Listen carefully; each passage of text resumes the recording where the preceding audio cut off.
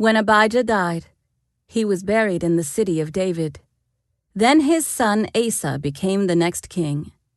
There was peace in the land for 10 years.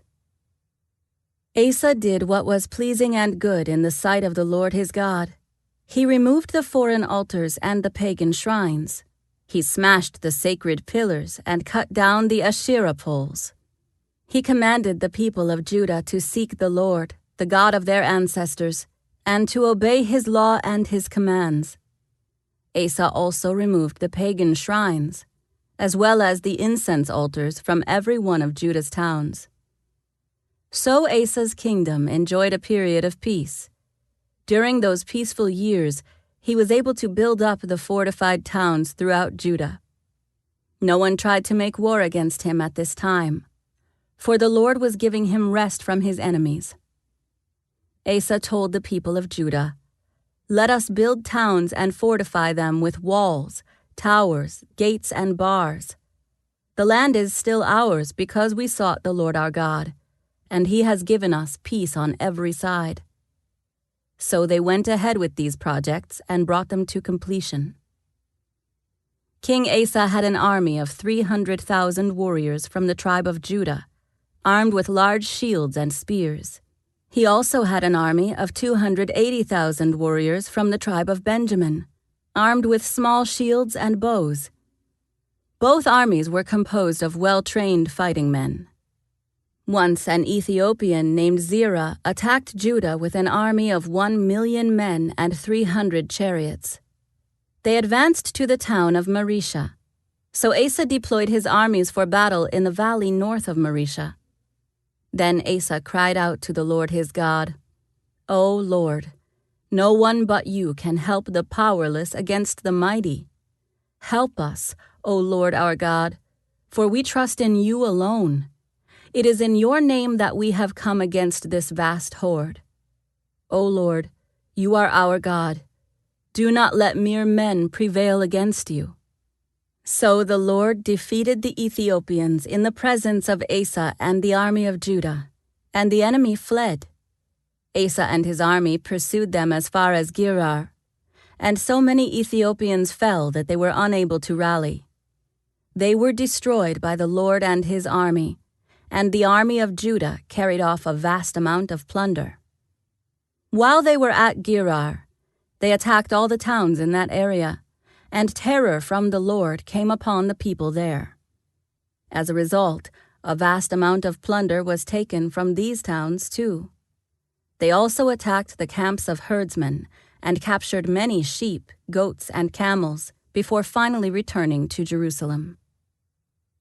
Then the Spirit of God came upon Azariah son of Oded, and he went out to meet King Asa as he was returning from the battle. "Listen to me, Asa," he shouted.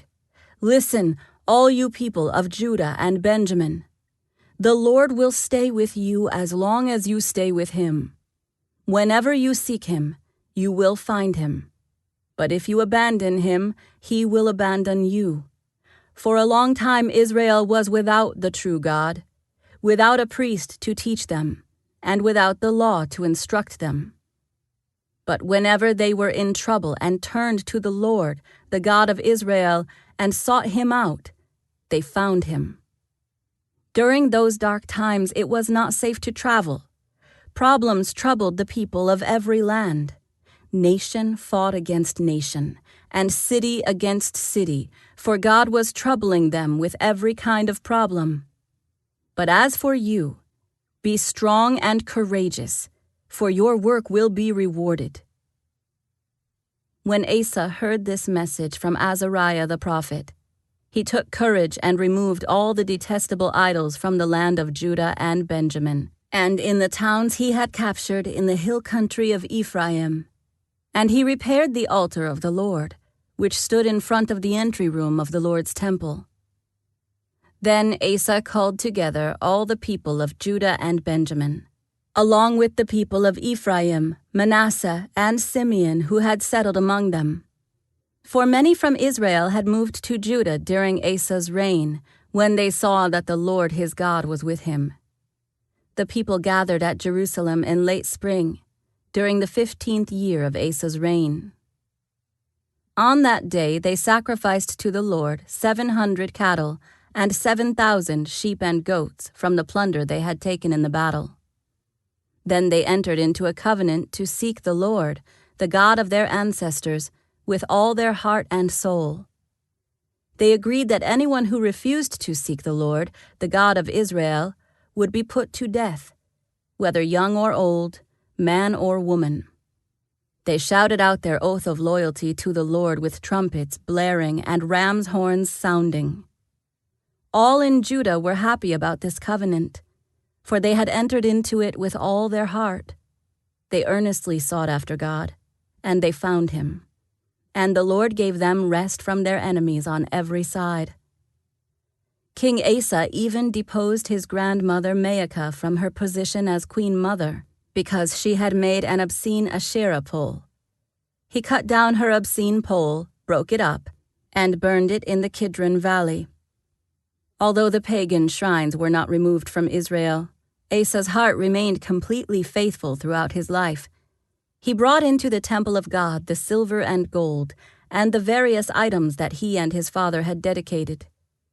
So there was no more war until the 35th year of Asa's reign.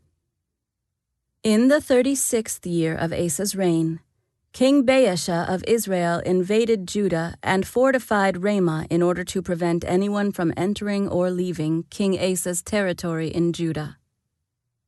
Asa responded by removing the silver and gold from the treasuries of the temple of the Lord and the royal palace.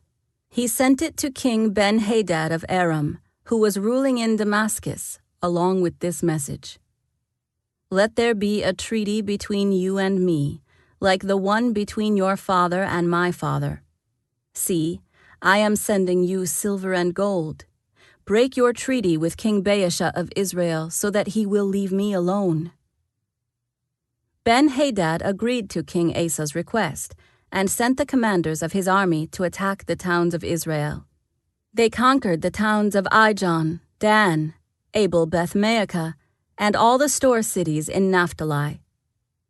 As soon as Baasha of Israel heard what was happening, he abandoned his project of fortifying Ramah and stopped all work on it. Then King Asa called out all the men of Judah to carry away the building stones and timbers that Baasha had been using to fortify Ramah. Asa used these materials to fortify the towns of Geba and Mizpah. At that time, Hanani the seer came to King Asa and told him, "Because you have put your trust in the king of Aram instead of in the Lord your God, you missed your chance to destroy the army of the king of Aram. Don't you remember what happened to the Ethiopians and Libyans and their vast army, with all of their chariots and charioteers? At that time you relied on the Lord, and he handed them over to you.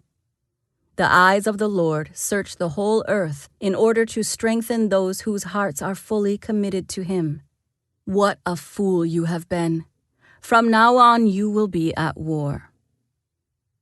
Asa became so angry with Hanani for saying this that he threw him into prison and put him in stocks. At that time Asa also began to oppress some of his people. The rest of the events of Asa's reign, from beginning to end, are recorded in the Book of the Kings of Judah and Israel. In the 39th year of his reign, Asa developed a serious foot disease. Yet even with the severity of his disease, he did not seek the Lord's help, but turned only to his physicians. So he died in the 41st year of his reign. He was buried in the tomb he had carved out for himself in the city of David. He was laid on a bed perfumed with sweet spices and fragrant ointments, and the people built a huge funeral fire in his honor.